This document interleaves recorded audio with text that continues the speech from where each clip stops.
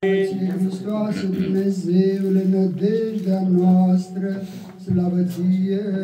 Slavă Tatălui și Fiului și Sfântului Duh, și acum și pururea și în vecii vecilor. Amin. Doamne miluiește, Doamne miluiește, Doamne miluiește! Preacucernice Părinte, binecuvintează! Cel ce-a înviat din morți, Hristos, adevărat Dumnezeul nostru, pentru că și preacurate Maicii sale, cu rugăciunile Sfântului Ioan Gură de Aur, Arhiepiscopul Constantinopolului, a cărui Sfântă Liturghie am săvârșit, cu rugăciunile Sfântului Apostol Andrei, întâi chemat la apostolie, pocrăitorul României și ale tuturor Sfinților Români, să ne miluiască, să ne mântuiască ca un bun și de oameni viitor. Amin. Dumnezeu cu al său har și păsărea întotdeauna, acum și pururea și în vecii vecilor. Amin. În numele Tatălui și al Fiului și al Sfântului Duh. Amin. Preacucernice Părinte Paroh Atanasie, binecredincioși aceste localități de Lin, din județul Covasna, dragi copii și bine cinstitori pelerini, veniți de peste Carpați, aici, la această deosebită sărbătoare, 30 noiembrie, anul 2025, prăznuirea Sfântului Apostol Andrei. An de an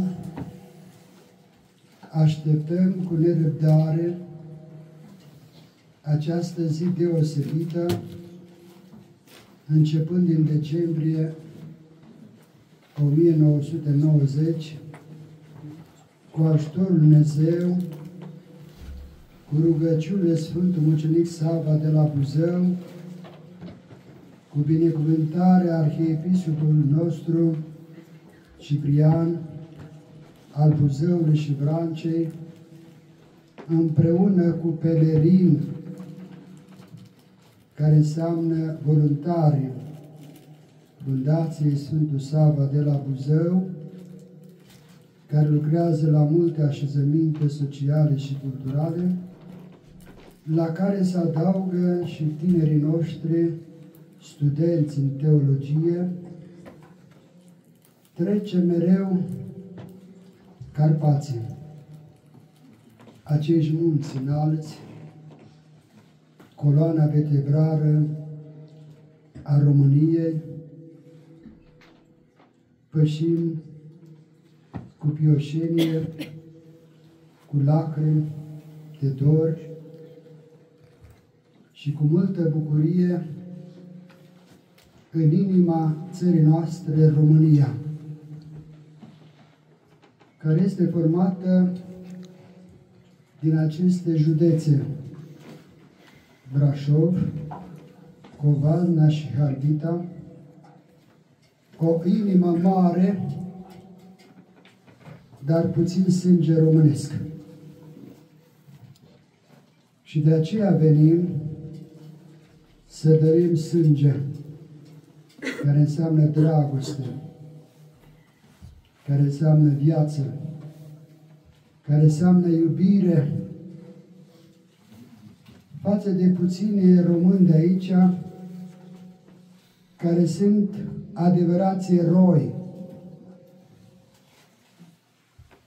care țin candela credinței ortodoxe române de aproape 2000 de ani pe acest pământ românesc, din totdeauna și pentru totdeauna. Și vă admirăm că vorbiți cea mai frumoasă limbă din lume, limba română, pe care măria sa poetul Grigore Vierul, poetul nostru de dincolo de Prut, de fiecare dată o scria cu litere mari, limba română, prințesa României. Vă admirăm pe toți și ne este dor. Și de aceea mila lui Dumnezeu ne aduce aici. Două dorințe am: să ajung la Alba Iulia, unde s-a făptuit Marea Unire, 1 decembrie 1918, și altă dorință, să fiu în Basarabia, pământ românesc, de care mă simt legat, cetatea Soroca. Și astăzi trebuia să conduc un cor, Lira, cel mai puternic cor care îl are Buzăul, și trebuia să-i însoțesc la cetatea Soroca, situată pe malul Nistrului. Un cor format de domnul profesor Stănescu Ștefan, pentru care să ne rugăm că se află pe patul spitalului de urgență la Buzău. Și iată că Dumnezeu a rânduit ca astăzi să nu fiu nici la Alba Iulia, pe care mă doresc tare mult, și nici la Soroca, unde am dublă cetățenie, două pașapoarte, două buletine, dar o singură limbă română. Și Dumnezeu a făcut această minune ca să poposim aici la dumneavoastră, într-o zi deosebită, prăznuirea Sfântului Apostol Andrei, nănașul românilor, că el ne-a botezat întâia oară când a venit, după ce Iisus a înălțat la ceruri, prin tragi la sorți, cei 12 apostoli au fost rânduiți în toate colțurile lumii să vestească Evanghelia lui Iisus Hristos. Iar Sfântul Andrei i-a revenit să încreștineze, să boteze, să vestească Evanghelia celor din Sciția Minoră, celor din Dacia, de odinioară, celor din Dobrogea. Și Sfântul Apostol Andrei a venit aici ca mărturie istorică. Avem în Dobrogea peștera Sfântul Andrei, unde astăzi este un mare pelerinaj românesc și creștinesc, condus de înalt preasfânt Teodosie, ca mărturie că Sfântul Apostol Andrei ne-a încreștinat pe noi românii și el a fost martirizat, omorât pentru curajul credinței. Avem crucea Sfântului Andrei. Este un semn ca un X, ca și literă, pe care Sfântul Apostol Andrei a fost crucificat cu capul în jos, din smerenie față de Mântuitorul Hristos, și acest semn, acest X galben, îl vedem la orice trecere de cale ferată și în toate documentele istorice, literare și în vorbirea de zi cu zi Toți ne aducem aminte de crucea Sfântului Andrei. Iată dovada că noi, românii, suntem creștini de 2000 de ani. Ceea ce alte popoare n-au această bucurie deosebită. Multe țări din jurul nostru s-au încreștinat mult mai târziu. De exemplu, bulgarii, în secolul VIII. Ungurii, în secolul IX, au auzit de Evanghelie, s-au botezat. Rușii, în secolul X, și alte popoare, unele mai devreme, altele după secolul X, dar ce este important, că noi românii am fost și suntem creștini ortodoxi, care înseamnă dreapta credință, de pe timpul Sfântului Apostol Andrei, care a fost unul din cei 12 apostoli chemat primul la apostolat. De aceea Dumnezeu ne-a blagosluit, adică ne-a binecuvântat cu acest mare dar al încreștinării, al botezării noastre întru Iisus Hristos. Și ziua de astăzi a Sfântului Apostol Andrei cade într-o duminică. Și nu orice duminică. O duminică din postul nașterii Mântuitorului Hristos. Crăciunul, cum se spune în termeni populari, în colinde. Și postul acesta întotdeauna, potrivit tipicului, începe de regulă pe 15 noiembrie și se continuă până pe 25 decembrie, când este cea mai frumoasă sărbătoare, mult așteptată de noi, nașterea Mântuitorului Iisus Hristos. Un post de 40 de zile. Și postul în sine este o călătorie. Este o scară. Și orice scară e format din mai multe trepte. Și postul acesta e format din 40 de trepte pe care noi trebuie să le urcăm. Din mila lui Dumnezeu. Că altfel ne ajungem la această mare sărbătoare mult dorită, nașterea lui Iisus Hristos. Și în acest post avem și zile, dar avem și duminici. Și astăzi, dacă ne uităm în calendarul bisericesc, vedem că este duminica 30-a după Rusalii, care înseamnă pogorârea Duhului Sfânt. Și în fiecare duminică se citește o Evanghelie, adică o pagină din Sfânta Scriptura Noului Testament. Evanghelia este cartea lui Iisus. Și în duminica 30-a după Rusalii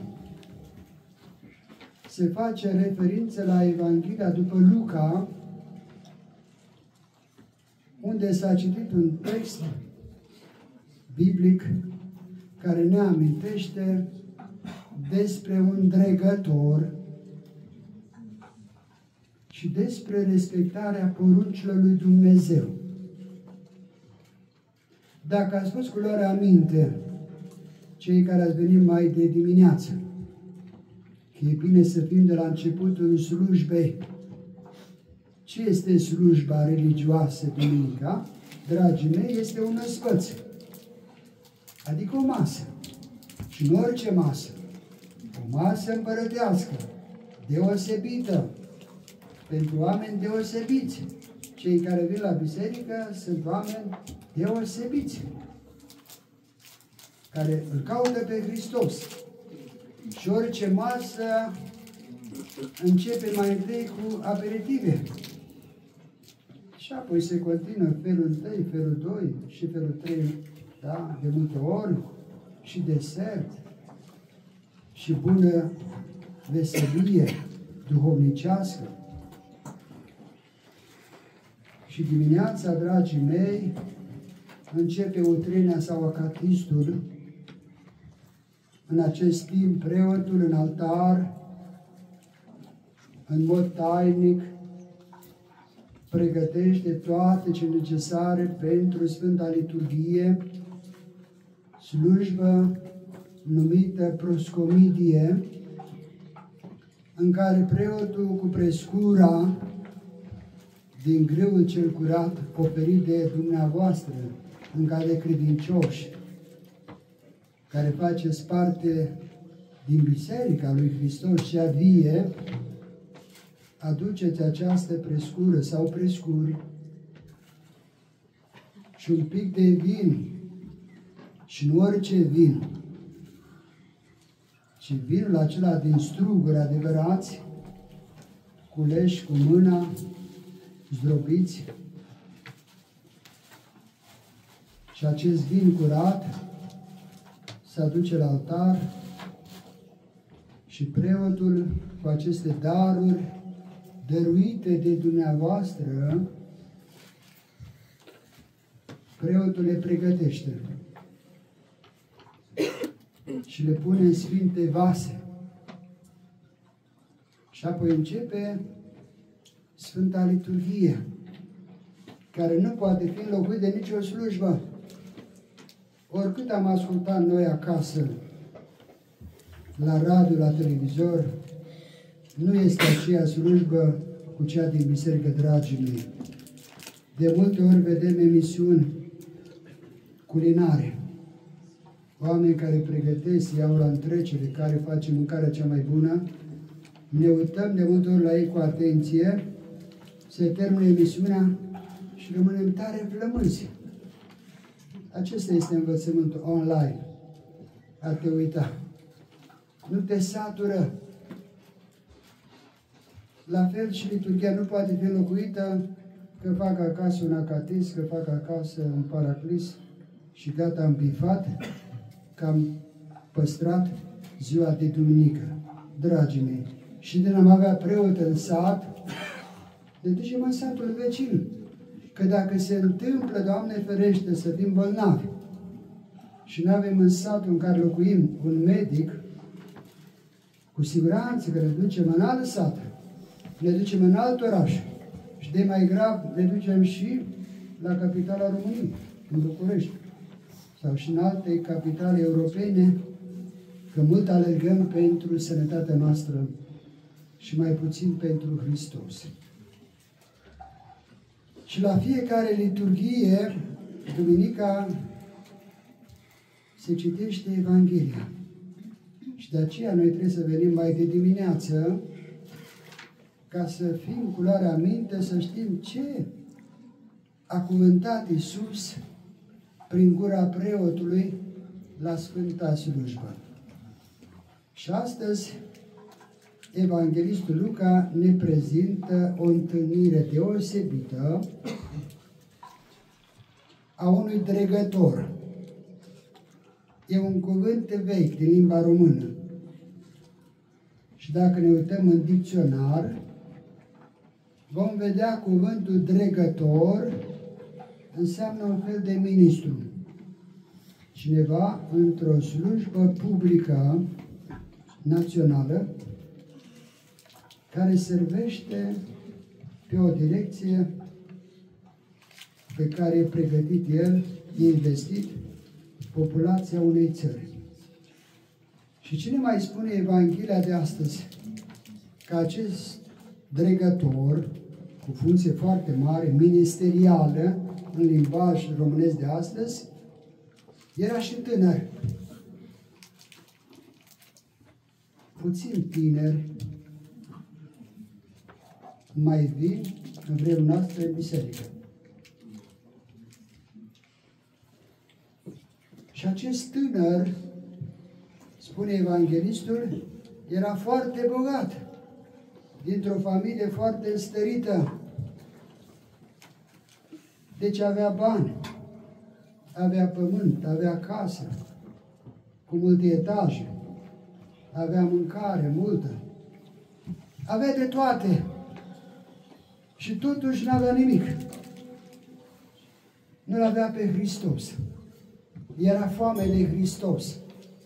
Era sete de Dumnezeu. Îl căuta pe Dumnezeu. Oricât am avea, nu-L avem pe Dumnezeu, nu avem nimica și nu suntem nimic. Și iată că un tânăr găsește de cuvinte că mai important decât sufletul nu este nimic. Pentru că Mântuitorul Hristos spune așa: ce va da omul în schimb pentru sufletul său? Nu putem plăti sufletul, nu putem plăti credința, nu putem cumpăra raiul cu bani. Niciodată. Oricât am donat noi. Raiul se dobândește prin lacrimi.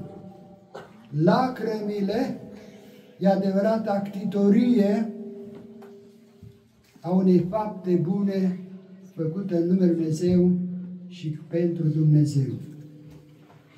Nu putem trăi fără Hristos. Dovadă că acest tânăr îl caută pe Iisus. Și dacă îl cauți, îl întâlnești. Trebuie să facem ceva și noi. Măcar un pas către Hristos și Iisus face 1000 de pași. Vine în întâmpinare foarte repede, dar se vadă de la noi această intenție, acest gând curat. Că de multe avem gânduri foarte murdare. Și facem un pas. Și acest tânăr l-a făcut. Și s-a întâlnit cu Hristos, care este Dumnezeu adevărat, din Dumnezeu lumină, din lumină. Și pun o întrebare ființială, care ne liniștea, care nu dădea pace. Iisuse, învățătorule cel bun, ce să fac să moștenesc împărăția Lui Dumnezeu, adică raiul? Ce trebuie să fac? Noi ne-am pus această întrebare, cei de astăzi care am venit la biserică. Pentru că pe Hristos îl întâlnim întotdeauna în biserică. Biserica nu e a preotului, nici a episcopiei, nici măcar a primăriei.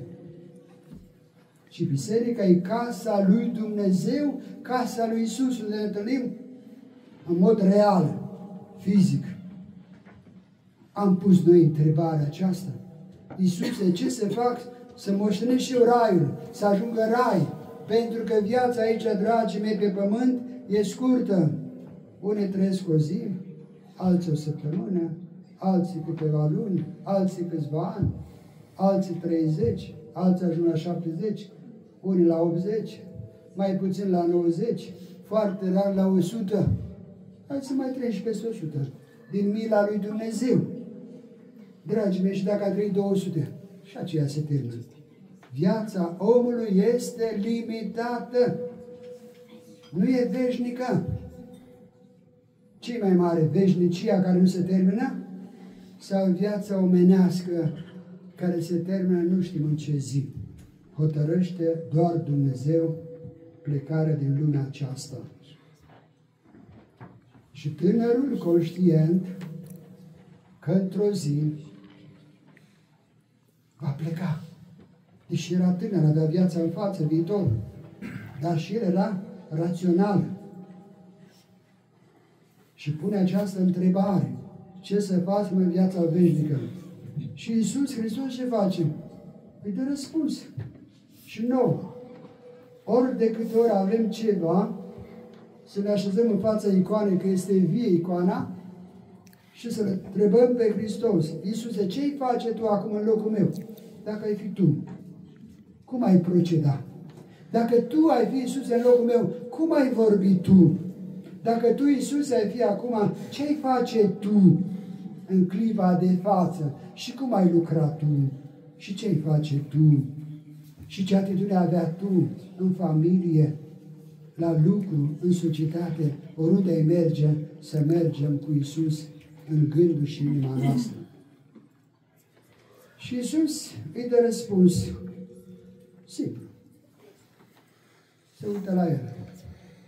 Știi poruncile?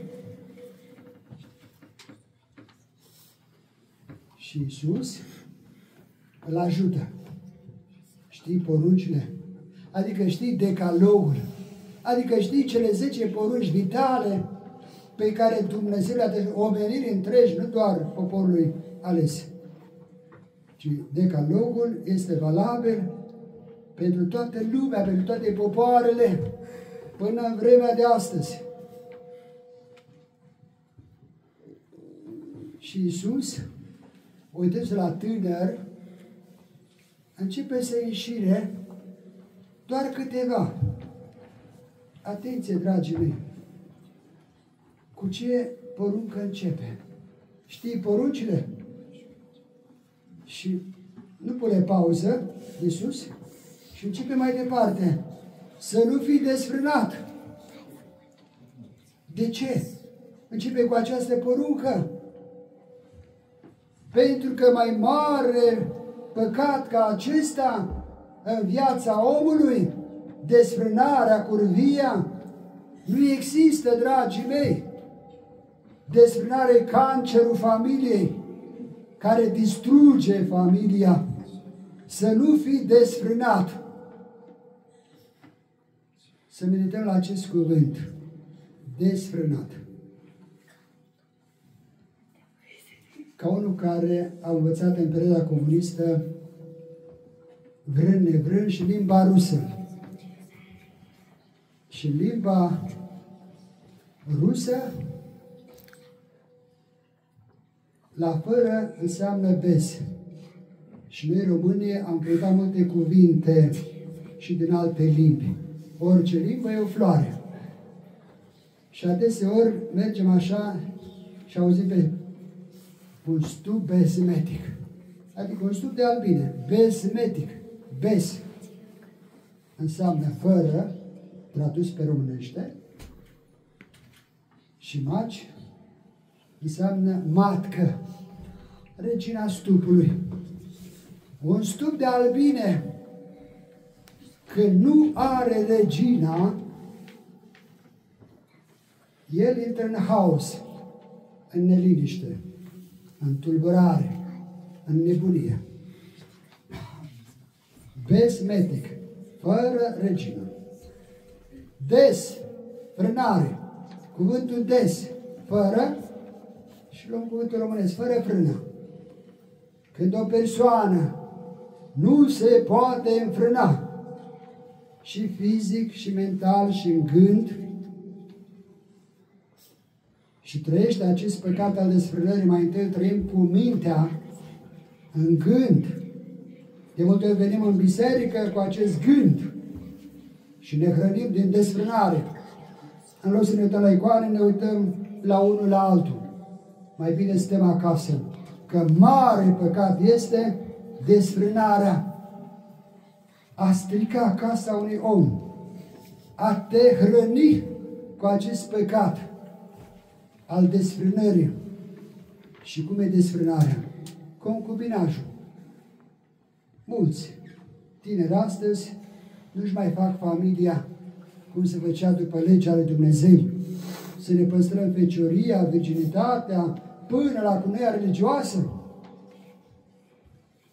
Și găsim un prieten, o prietenă și o confundăm cu soția, cu soțul și trăim împreună. Și mare păcat! Asta e desfrânarea.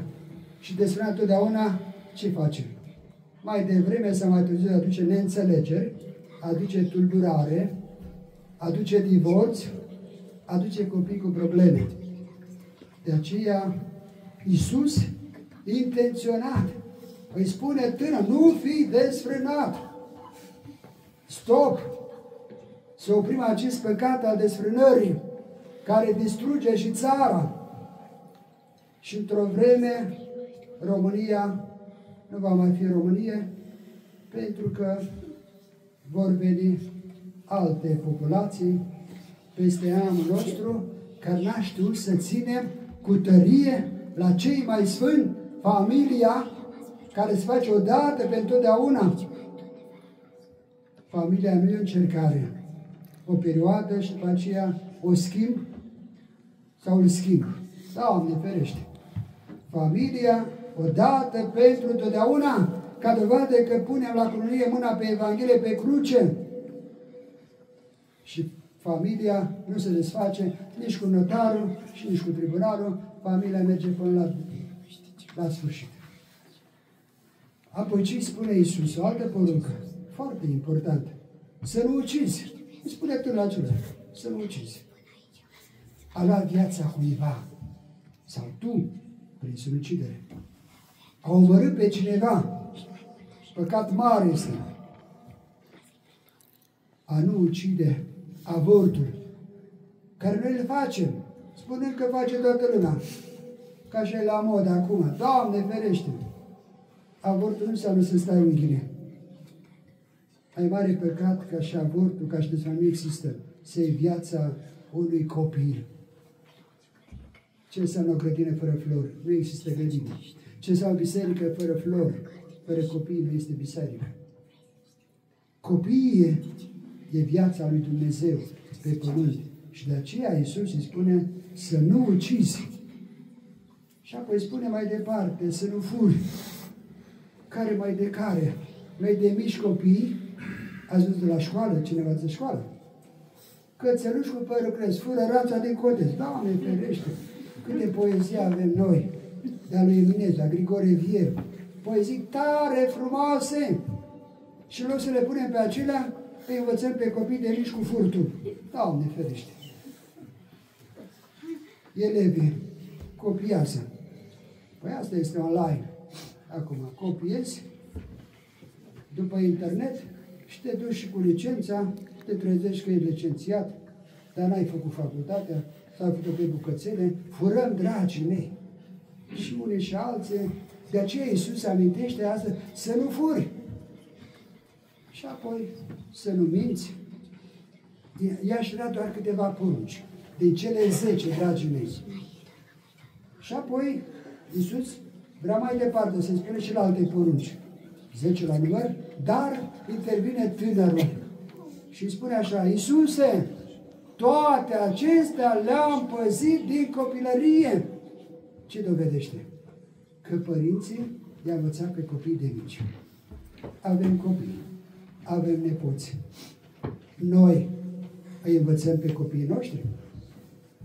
Voi știți decalogul? Cu siguranță că nu prea.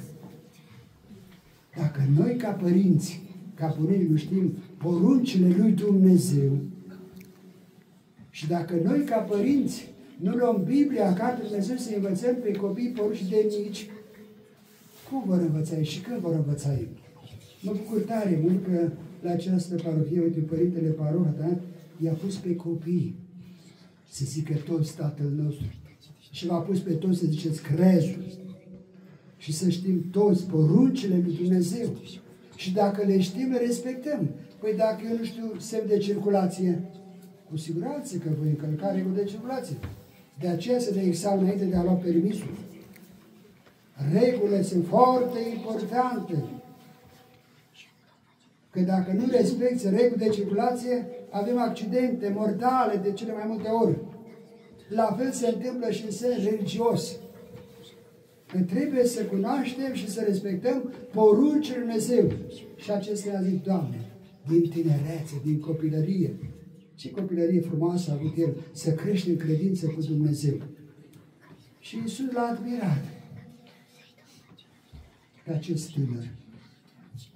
Dar îi mai spune ceva, fii atent, tinere, îți mai trebuie ceva. Și el curios. Ce?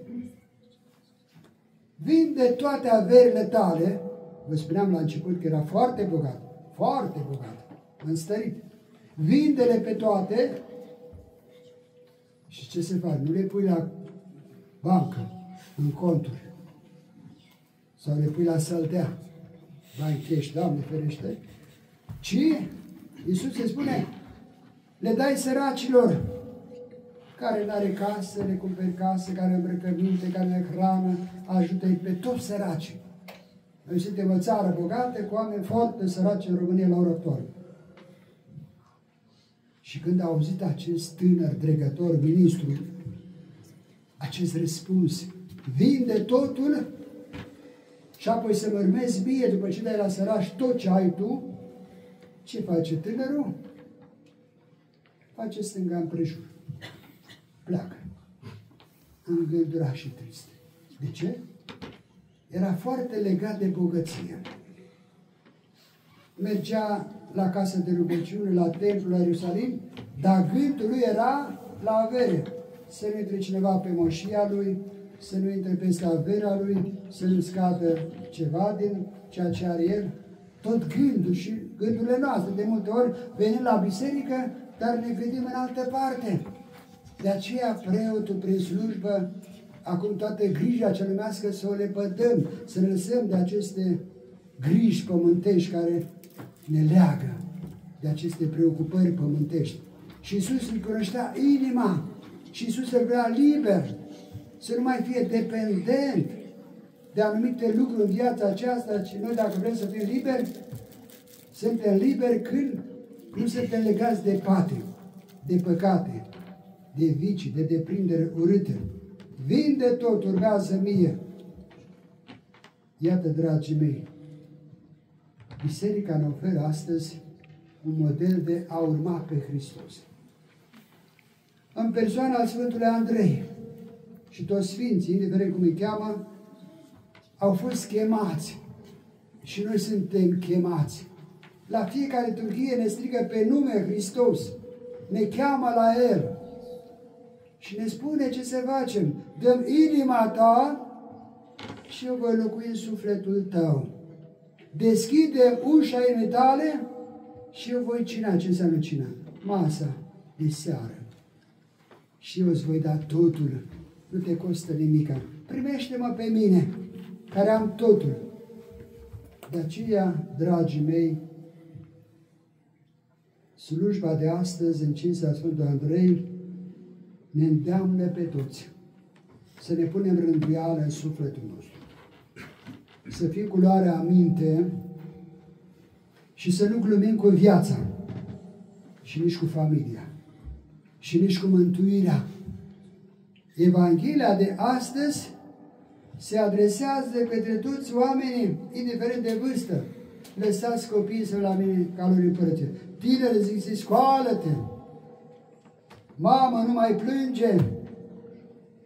Zahee, coboară-te! Pe toți ne strigă, indiferent ce vârstă am avea, și noi să răspundem afirmativ. L-avem pe Hristos, avem de toate. L-avem pe Hristos, avem răspuns la toate întrebările noastre. L-avem pe Hristos, avem familie fericită. L-avem pe Hristos, avem pâinea cea de toate zilele. L-avem pe Dumnezeu, avem o țară întreagă, că e tare rămânită de străini, abia așteaptă să rupă pământul acesta românesc. Ce ne ține și de 2000 de ani?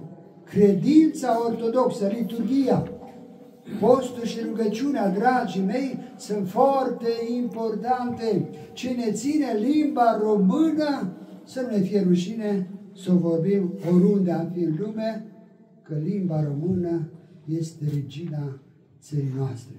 Să ne ținem credința și să fim, dragii mei, cu bucurie și bunătate. Acestea sunt două aripi cu care zburăm.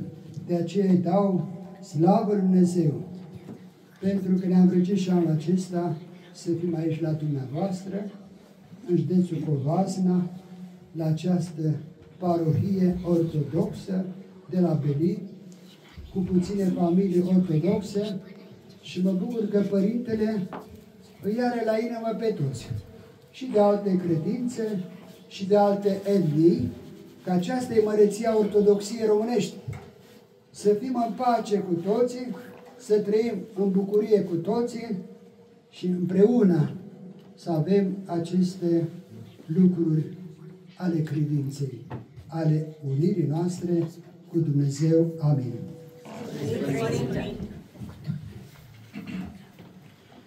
numele Tatălui și al Fiului și al Sfântului Duh. Preacucenice Părinte, Profesor Mihail, iubiți pelerini și colindători, iubiți frați și surori întru Domnul, mare este această sfântă zi de prăznuire a Sfântului Apostol Andrei. Astăzi cu toții suntem ucenicii Sfântului Mare Apostol Andrei. Astăzi cu toții ne numim Andrei și Andreea. Astăzi cu toții am bătut la porțile cerului într-un duc de rugăciune ca mult prea milostivul Dumnezeu să-și fogoare harul Său și mila Sa cea bogată nu numai peste noi toți, și peste toată făptura și pe toate granițele acestei lumi. Indiferent ce grai am vorbit, indiferent cum am pășit, cu toții suntem Fiul lui Dumnezeu. Cădem, trebuie să ne ridicăm. Ne împiedicăm, trebuie să învățăm să nu ne mai împiedicăm. A fi patriot, spunea cineva, că trebuie mai întâi să-ți iubești pe tatăl tău și pe mama ta. Să-ți iubești pământul și țara. Tradiția, graiul și biserica. Dacă aceste lucruri vor dispărea, ne pierdem nu numai în partea entitară, duhovnicească și omenească. Ne autopulverizăm noi.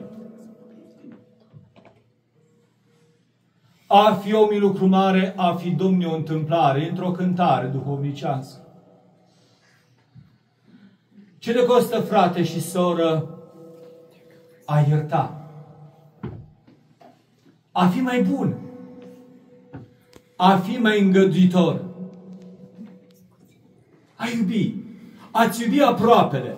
Aproapele nu ne referim aici doar la cei casei, ci aproapele este tot ce e în jurul nostru.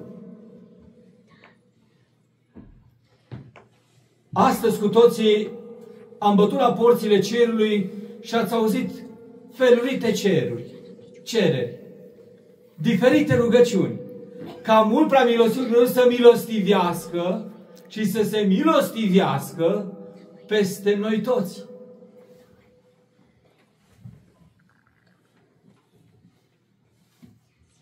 Dar și noi trebuie să facem pași. Pași mărunți și siguri. Nu mari și iuți, să ostenim. Mărunți și siguri, ca să ne putem duce o viață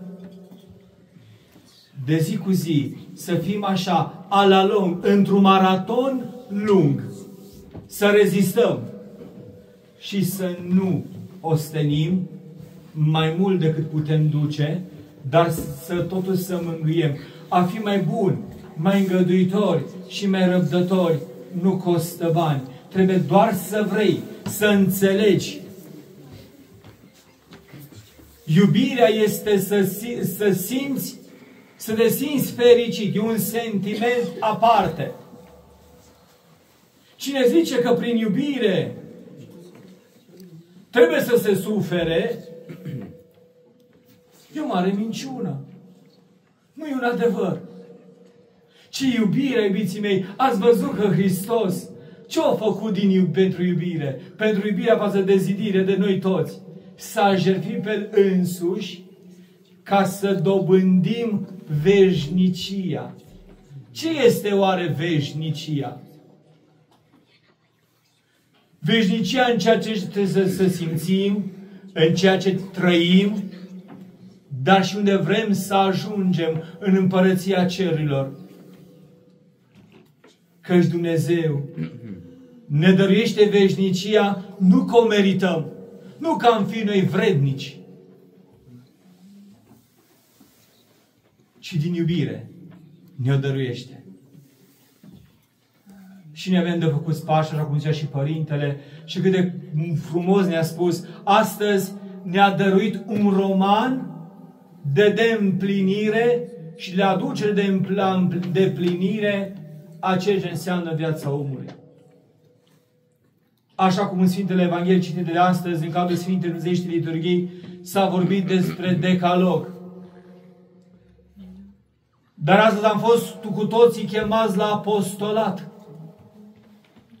Numai Ioan Petru sau fiul lui Zevedeu au fost chemați la apostolat, ci noi toți suntem niște apostoli, ucenici ai Sfinților Apostoli. Mă bucur că astăzi, iată din nou și din nou, de cel puțin 10 ani, dacă nu greșesc, iată poteca de la Buzău către acest loc binecuvântat de Dumnezeu este bătătorită.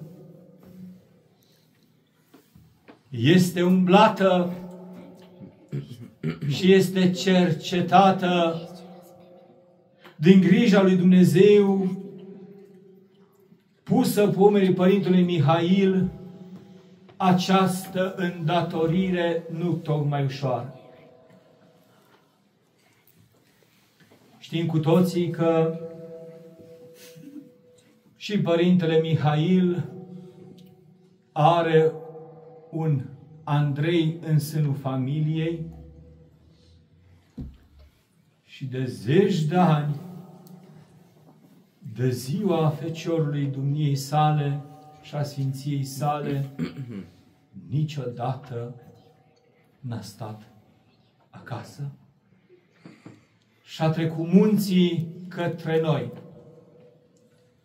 în care, iată, să ne înfrățim într-un duh de rugăciune, într-un duh de tradiție și într-un duh rugător, cu care să batem la porțile cerului ca Dumnezeu să ne dăruiască țară curată, conducători buni, să ne dăruiască pace în țara aceasta și între noi.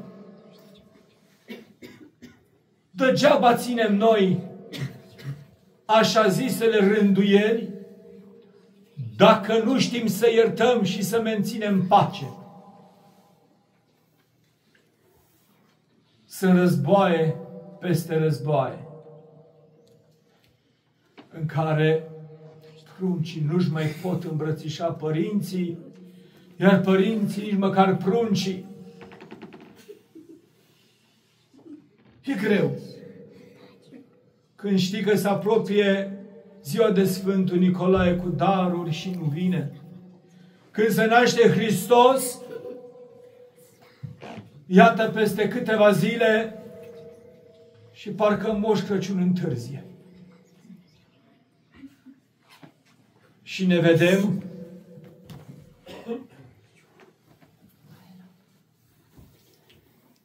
ne vedem lacrimi și împovărări în care am dat și nu avem cui, am vrea să primim și nu are cine a ne da.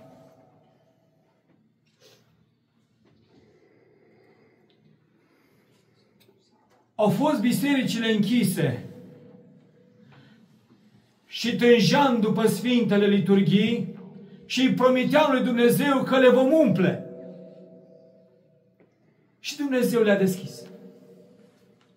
Și au rămas tot goale. Hristos se jertfește la Sfântă Dumnezeiască Liturghie, prin mâinile preoților. Și ies de fiecare cu frică și cu Dumnezeu provocându-ne, apropiați-vă. Și în loc să devenim niște potire de ludvii, rămânem împietriți, neîmpăcându-ne cu Dumnezeu. Ce este mai înălțător? Cât de rău trebuie să fie să te duci acasă tu ca Lut un bulgăre de lut, să devii prin mâna preotului, împărtășindu-le cu trupul și sângele lui Hristos, să devii un potir al lui Hristos de lut, dar viu. Și să mergi în sânul familiei tale și să dăruiești lumină, pace și nădejde. Nu de la tine, ci de la Hristos. Căci Hristos e în mădularele tale. Hristos e Cel care mijlocește prin tine către cei din casă. Și fugim, motivând și tot motivând, căci la motivații suntem buni și pricepuți. Dar vă îndemn, haideți, iubiți credincioși, indiferent de unde am fi și unde ar fi vatra noastră sufletească, să încercăm odată pentru totdeauna să punem început bun. Să punem început bun de bună conviețuire, de dăruire bună rugăciune și de pentru noi întru tot folositoare. Mâine este o zi mare. Și spuneam părintelui Mihail că iată din 1944 mâine este prima zi în care se sărbătorește ziua țării noastre și în această comunitate. Din 1944, mâine la orele 10, preotul ortodox, adică de mine, voi fi prezent pentru Tedeumul de ziua națională care se va face după atâta și atâția ani. Vedeți, frățiile voastre, atunci când nu mai era nădejde, apare mâna lui Dumnezeu și mila lui Dumnezeu și ne înțelepțește pe toți. Ca să încercăm să punem un crâmpei de început bun. Vedeți? Nu-i greu. Nimic nu-i greu dacă îl legi pe Hristos și vrei să umbli de împreună cu Hristos. Dar și Hristos, iată astăzi, ne-a chemat la un apostolat în a-i urma Lui. N-a zis cuvinte bomboase, n-a folosit nu știu ce lucrări științifice și a zis foarte simplu: vino după mine. Hristos ne cheamă zi de zi, clipă de clipă, să mergem după El. Mergând după El, vor rămâne într-o unitate care nimic și nimeni nu o poate distruge. De ce? Pentru că este binecuvântarea lui Hristos. Unde este Hristos, este lumină, este pace și este liniște. Unde nu este Hristos, se pierde tot. Și când zic tot, tot. Mulțumesc o dată Părintelui Profesor Mihail pentru dragostea, Părinte, cu care ne înconjurați an de an, clipă de clipă, moment de moment. Mulțumesc că, iată, în cursul a unui an ne auzim de câteva ori, ne auzim unii cu alții și unii pentru alții și luptăm unii cu alții la acest bulgăre al neamului nostru românesc. Părintele Profesor e un bulgăre de om. Într-un chip mărunțel, dar înveșmântat acest trup într-un suflet de aur. Nu-i ușor să fii conducător. Nu este ușor să fii mentor. Nu este ușor să găsești soluții și nu este ușor când trebuie să dai răspuns și nu știi de unde să-l apuci, încotro să alergi, pe cine să îmbrățișezi, te uiți la cer și zici: Doamne, oare ceea ce voi spune așa trebuie să spun? Și cu siguranță și Părintele a trecut prin aceste momente. Cu siguranță aceste momente îi sunt cunoscute Părintelui.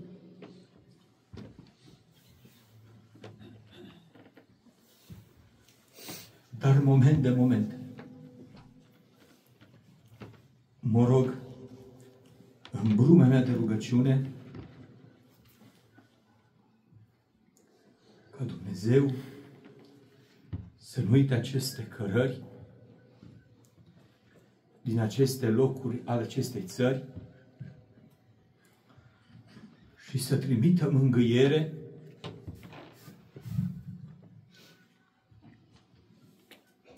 tuturora care au nevoie de o încurajare.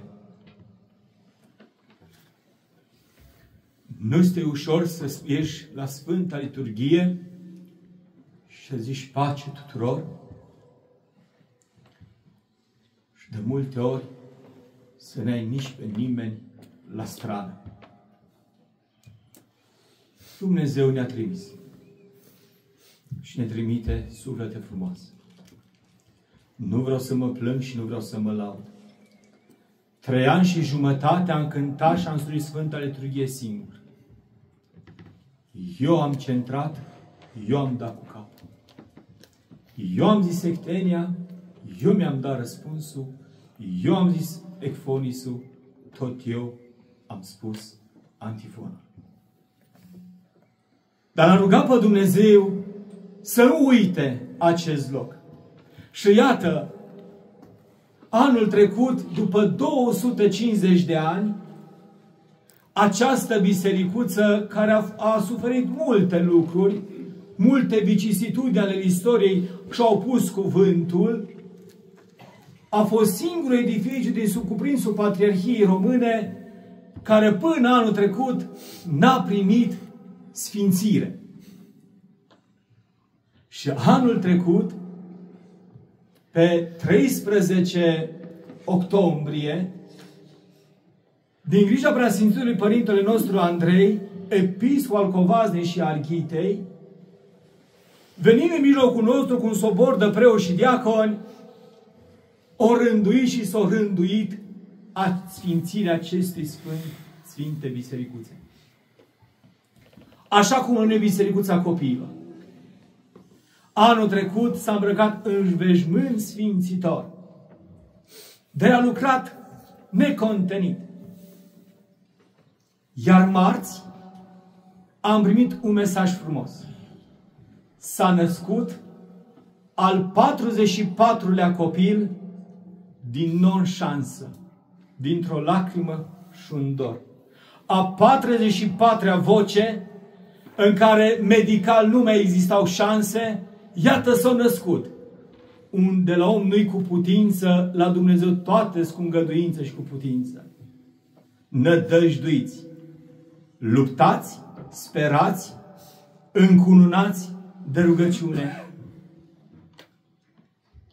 Nu vă costă bani pe niciunul dintre voi și nici pe unul dintre noi a fi mai buni, mai îngăduitori și mai răbdători. A șterge o lacrimă de obrazul ce care o varsă nu te costă bani să o ștergi. Acel care este deznădăjduit să-l îmbrățișezi nu costă bani. Acel care este mocirlit și murdar, tăvălind în ale vieții valuri, nu te costă nimeni pe tine, frate și soro, să mergi să lei de mână și să-i spui, hai să-ți arăt și o altfel de cale. Dăruiește și vei fi purtat. Înalță și vei zbura. Iubește și vei fi iubit. Asta face Părintele Mihail. Iubește mai mult decât trăiește. De ce? Pentru că dăruiește. De ce dăruiește? Pentru că așa trebuie să fie un părinte. Un părinte dăruiește copilului său tot și din de toate. Și pentru preot, nu doar pruncii după trup sunt. Ei săraci sunt cei mai văduviți de către noi. Frățile voastre, cum e vorba aceea cel cu țâța în gură până la cel cu barba sură, sunt copiii noștri. Preotul, să știți că vă poartă sufletele în palmele lui de lut, luându-vă din buza cristelniței și purtându-vă sufletul până mâinile lui Dumnezeu. Și de fiecare dată vă încălzește la sufletul lui. E o centrală care duduie, o sobă de teracotă care duduie și încălzește indiferent de moment. Asta este preotul. Acesta este preotul și acesta este Părintele Profesor Mihail. Astăzi, cel mai tânăr dintre rândul pensionarilor noștri dragi, Dumnezeu ce-o fi zis? Să poți să faci și mai multe, ia-i după statele și părții administrative și ale pe celelalte, care ți sunt la mine direct administrative și contractul, cum zicea un părinte drag nouă, drag sufletul nostru mare, un ierarh, ce zicea, el are, noi preoți avem cartea de muncă la Dumnezeu. Cartea de muncă a preoților e la Dumnezeu. Se semnează cu angajarea la hirotonie și se semnează ieșirea în cadrul veșniciei. Iar după noi, mai târâm vreo câțiva, cât putem de mulți, ca și ei să-și semneze un contract de colaborare pentru veșnicie tot cu Dumnezeu. Văzându-ne pe noi, urmând ceea ce rânduim noi, cercetând împreună, dăruind și mângâind. Îl îmbrățișez pe Părintele Mihail și prin această îmbrățișare vă îmbrățișez pe toți colindătorii și pelerini. Mulțumesc că și în acest an sunteți alături de noi. Dar vă așteptăm pe data de 14 octombrie să încântăm din nou inimile celor din această comunitate la ceas de seară.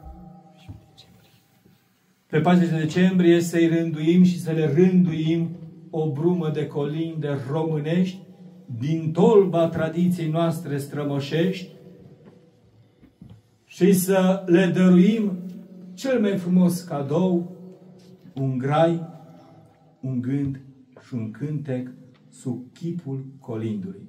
Nu să vă dăruiască sănătate, har peste har, putere în tot și toate, iar pe mine să mă iertați și să mă purtați în rugăciunile frăților voastre atât cât puteți pentru veșnicie. Amin.